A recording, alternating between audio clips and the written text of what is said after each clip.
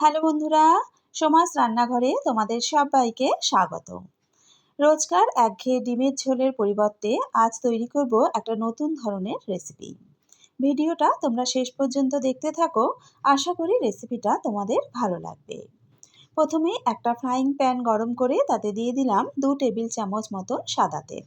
নিয়ে নিয়েছি 4টে ছোট এলাচ, 2 টুকরো দারচিনি, একটা ছোট্ট স্টার অ্যানিস, নিয়ে নিয়েছি কিছু গোলমরিচ আর 4টে লবঙ্গ। তেলের মধ্যে দিয়ে দিলাম। তার সাথে দিয়ে দিলাম 1 চামচ মতন গোটা জিরে আর 2 চামচ মতন গোটা ধনে। তেলের সাথে হালকা করে মশলাগুলোকে একটু নাড়াচাড়া করে ভেজে নিলাম। এবার এতে দিয়ে দিলাম 1/2 কাপ মতন পেঁয়াজ কুচি।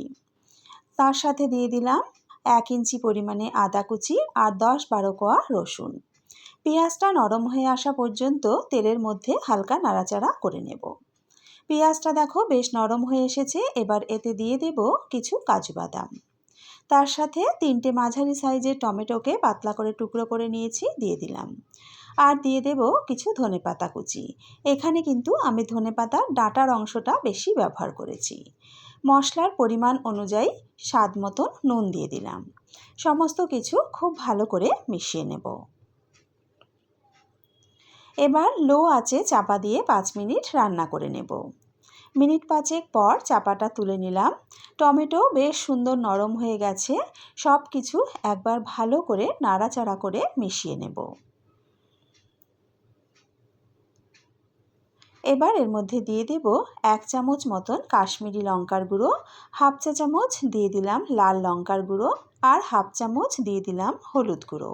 আবারও একবার সমস্ত কিছু খুব ভালো করে মিশিয়ে নেব। এবার গ্যাসের ফ্লেমটা বন্ধ করে দিয়ে মশলাটাকে খুব ভালো করে ঠান্ডা হতে দেব। তারপর পরিমাণ মতো জল দিয়ে একটা পেস্ট তৈরি করে নেব।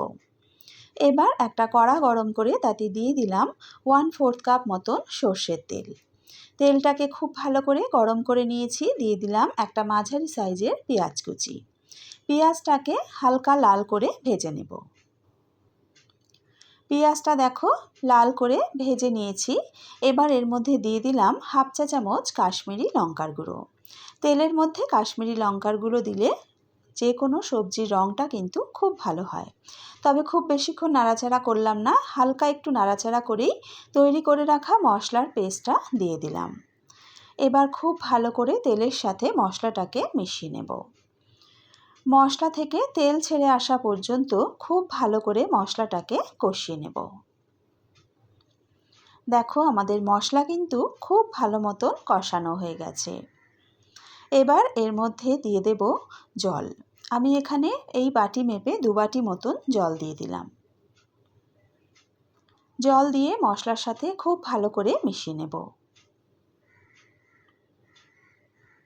দিয়ে দেব স্বাদ মতো নুন। তবে খেয়াল রাখতে হবে মশলা ভাজার সময় কিন্তু আমরা অল্প পরিমাণে নুন দিয়েছিলাম।